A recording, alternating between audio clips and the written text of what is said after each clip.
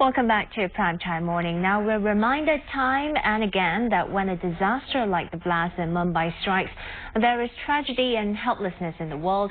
And perhaps it's then timely that we bring you a story of hope this morning. Our next guest is an example of what a difference an individual can make.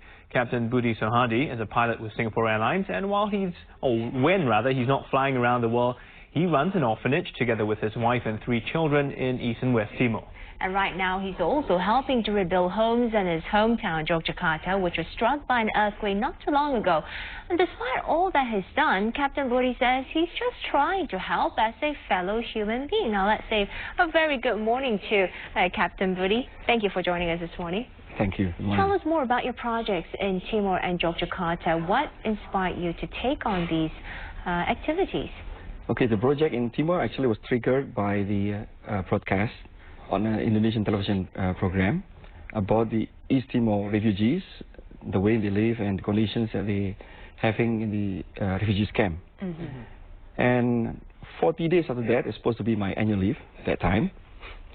And my wife and I think about it because our holiday always been to your hometown, Korea, to many parts of the world. And seeing this and that. So we want to make a difference for the next annual leave that time. We planned, we talked about it, and we decided to go there to pay a visit to the refugees camp. When was this? 2000, the year 2000. Year 2000. Yeah. Since then you've opened an orphanage and your wife is running it. Actually, not. We have been traveling back and forth to the refugees camp, and I'm Indonesian, and East Timor at that time is no structure whatsoever, government, security there, and it's a matter of helping others, It doesn't matter where you are and who you are helping. So looking at the facts also in West Timor, poverty is also very badly existing. So that's why we decided just to build the orphanage there. Right. So when did the orphanage sort of start? Actually, the idea is to start it in 2000, or the end of 2000, and then prior to have the orphanage, actually we rented a big house and fill up with the abandoned kids. Okay. So how many children are there currently in the orphanage? We have total with the caretakers only 41 in-house, but we reached out for more than 300 children outside the orphanage. How old are they and where did you find these kids? The young one can be as young as 1 day old. And the oldest at the moment is second year in university. So I think it's about 19. Wide range. Yes, it is. And how did you, how did you find these kids? Did they come to you for Because help? Every time on our visits to Timor, we're visiting so many different villages. We've done our work there, and because the city is okay, but the villages is really fell far behind. Right. So because of village visits, people knowing us, then, and no, so one thing is good in Timor, I don't know if it's good or not, but people rather suffering than to beg, so no beggars there. I see. They would rather suffer in silence. There's a lot of what's the word? Maybe self-pride in that sense. Correct. They don't want to, so they're willing to go and work and to try to sort of better themselves. Yeah. Is that what the orphanage tries to do, to sort of help them rebuild their lives in a sense? Yes, we besides looking after the children, the orphans at the orphanage, we are also trying to reach out and give kind of educational things to the rest of the vicinity of the orphanage and the children.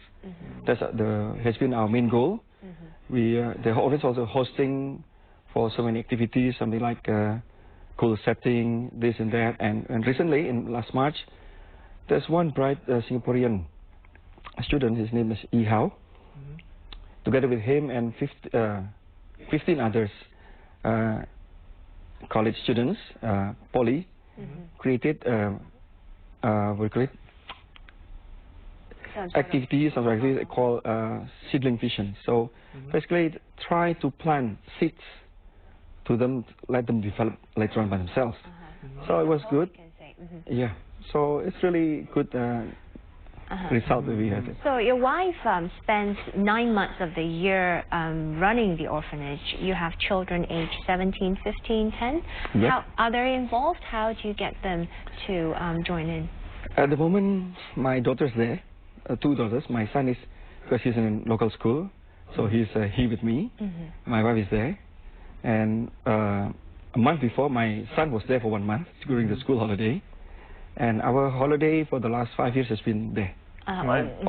What did they tell you? You know, Dad, you know, I feel really, you know, it's really rewarding to be involved in this, but I still want to go backpacking, or...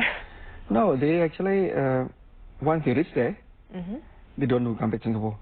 Oh, really? They don't? I think it's the joy of sharing and caring with them. Correct. Yeah. Now, let's also talk about some other work you're doing in Bantul, in Yogyakarta. I think you're sort of helping out there as well, helping rebuild homes. Tell us more about that. In the beginning of the activities was triggered by the earthquake, of course. When it happened, actually, I was in Los Angeles. I heard the news when I was just landed there.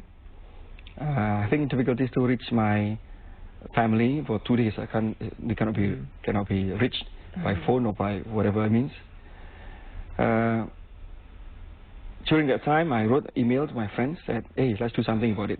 You know, so about 2 hours later, I have good support from many friends. So as soon as I arrived in Singapore, I bought myself a ticket, 3 hours in Singapore, arrive from LA, then go to Jakarta, transit Jakarta and Jogja, and organizing during the 2 days period in Los Angeles. I'm coordinating with my friends in Jakarta, my families also. So prior to my arrival, they have prepared everything. They bought this and that, and so when I reached Jakarta, actually things already prepared, ready to go to help. Well, aside from flying, which takes up much of your time, you're busy already, running the orphanage must not be easy as well. But where do you find the energy to engage in other activities like the quake, and you say, you know, I want to do something about it? Where is that drive coming from? Well, it's not so nice to be poor.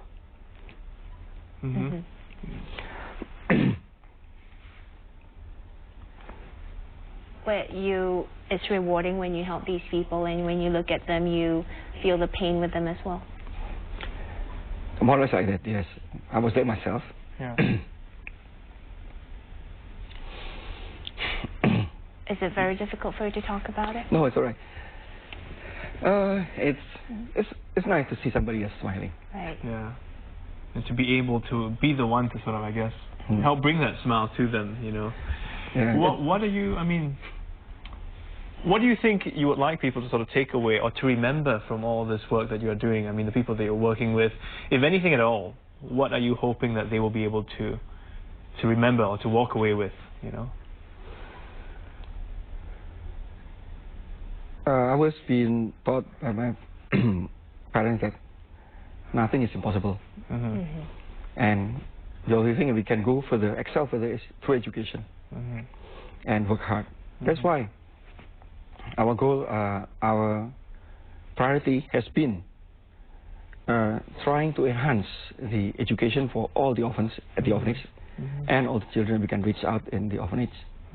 Because only through education we can excel further.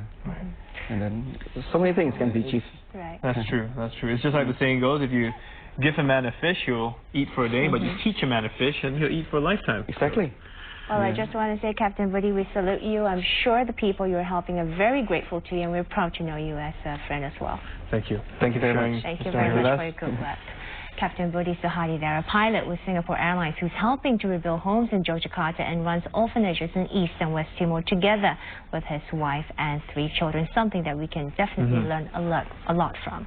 If you'd like to find out more about his work, you just need to visit this website. It's geocities.com/Roslin Orphanage. That's ROSLIN Orphanage. That's right. And as always, we would like you to be part of our show. We want you to tell us your views about our various segments, what you like and what you'd like to see more of. So do send us your views to ptm@channelnewsasia.com.